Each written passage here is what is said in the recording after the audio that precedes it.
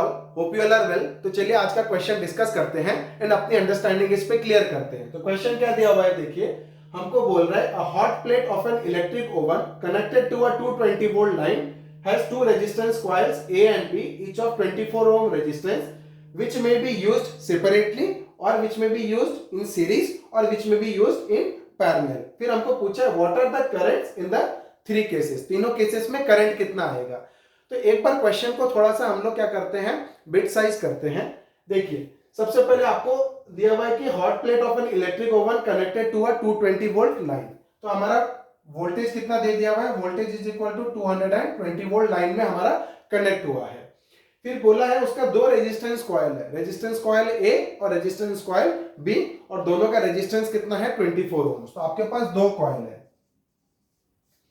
और दोनों का रेजिस्टेंस कितना है हमारा 24 ओम्स। कॉइल ए और कॉइल बी का रेजिस्टेंस कितना है 24 ओम्स। ये कॉइल ए और ये वाला कॉइल बी, दोनों का रेजिस्टेंस कितना दे दिया हुआ है हमको 24 ओम्स। अब क्वेश्चन में दिया हुआ है कि ये जो रेजिस्टेंस कॉइल है ना, ये जो ओवन का, उसमें से आप विच में बी यूज्ड सेपरेटली। सेपरेटली मतलब आप या तो कॉइल ए यूज कर सकते हो, नहीं तो आप कॉइल बी यूज कर सकते हो, एनी वन। ठीक है। सेकेंड केस में क्या बोल रहा है, इन सीरीज। इन सीरीज में कर दिए तो क्या हो जाएगा 24 और एक क्या हो जाएगा 24। तो ये आप सीरीज में लगाओगे।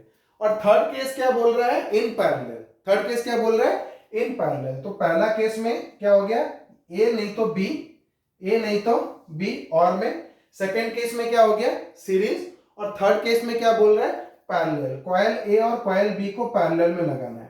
कॉइल ए और कॉइल बी को क्या करना है, पैरेलल में लगाना है। ठीक है। तो क्वेश्चन में पूछा है what are the current in the three cases, तीनों केसेस में करंट कितना होगा। तो देखिए हमको पूछा है तीनों केसेस में करंट कितना होगा। तो यहां से हमको क्या पता चलता है कि सिर्फ और सिर्फ तीनों केसेस में चेंज क्या हो रहा है, वोल्टेज तो उतना ही रह रहा है तीनों केस में, सिर्फ हमारा क्या चेंज हो रहा है, रेजिस्टेंस चेंज हो रहा है। और रेजिस्टेंस चेंज हो रहा है उसके वजह से हमारा करंट भी चेंज हो जा रहा है। पहले केस में 24 ओम रेजिस्टेंस है, दोनों में से एक कॉइल यूज करना है तो 24 ओम रेजिस्टेंस है। सेकंड वाले केस में क्या है 48 ओम्स रेजिस्टेंस है क्योंकि ये सीरीज में लग गया। और थर्ड वाले केस में क्या है 12 ओम्स रेजिस्टेंस है, क्योंकि अगर आपका पैरेलल कॉम्बिनेशन में रेजिस्टेंसेस सेम हो जाता है तो इक्विवेलेंट रेजिस्टेंस कितना हो जाता है R/2। कितना हो जाता है R/2, तो कितना है 12 ओम्स। तो जस्ट रेजिस्टेंसेस चेंज हो रहे हैं, उसके वजह से करंट भी चेंज हो रहा है। तो केस 1 में जाएंगे। केस 1 में क्या है, used separately, coils are used separately, coils used separately. तो सेपरेटली मतलब आप उसमें से कोई एक कॉइल यूज करोगे, कोई एक कॉइल यूज करोगे तो हम लोग का रेजिस्टेंस कितना हो जाएगा R इज इक्वल टू, या R इक्विवेलेंट ही ले लो। ठीक है, R इक्विवेलेंट कितना हो जाएगा हमारा 24 ओम्स, क्योंकि एक कॉइल ले रहे हैं। तो करंट कितना हो जाएगा I इज इक्वल टू, हमारा ओम्स का क्या बोलता है V इक्वल टू IR, तो I कितना हो जाएगा V/R। I कितना हो जाएगा V/R। तो V कितना है हमारा 220 वोल्ट्स डिवाइडेड बाय R कितना है हमारा 24। इसको हम लोग निकाल देंगे। ठीक है, तो सारे ऐसा यूनिट्स हैं, तो करंट किस में निकलेगा एम्पियर में। तो ये कितना हो जाएगा 2 1 जा 2, 2 1 जा 2 0, 2 1 जा 2, 2 2 जा 4, फिर 2 6 जा 12, तो कितना कितना निकलेगा 2 5 जा 10 और 2 5 जा 10, 55 डिवाइडेड बाय 6 हमारा एम्पियर्स निकला। तो 55 को 6 से डिवाइड कर दीजिए, 55 डिवाइडेड बाय 6।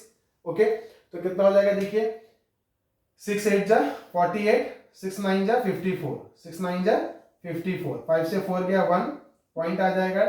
ठीक है, 10, 6 1 जा 6, 10 से 6 जाएगा कितना आ जाएगा 4, 40, 6 6 जा 36। तो कितना आ रहा है मेरा, पहले वाले केस में आ रहा है 9.16 एम्पियर। अब केस 2 में चलते हैं। केस 2 में क्या दे दिया, in series. In series case 2 में क्या दे दिया, इन सीरीज। तो सीरीज में R इक्विवेलेंट रेजिस्टेंस आपका कितना हो जाएगा R1 प्लस R2, तो कितना हो जाएगा ये 24 प्लस 24, तो कितना हो जाएगा 48 ओम्स। कितना हो जाएगा हमारा 48 ओम्स। अब आपको करंट निकालना है, तो करंट कितना हो जाएगा I is equal to V/R। I is equal to V/R। तो V की वैल्यू कितनी है हमारी 220 volt, 220 volt divided by R कितना निकल गया 48, तो 220 डिवाइडेड बाय 48 कर दो, कितना हो जाता है देखेंगे।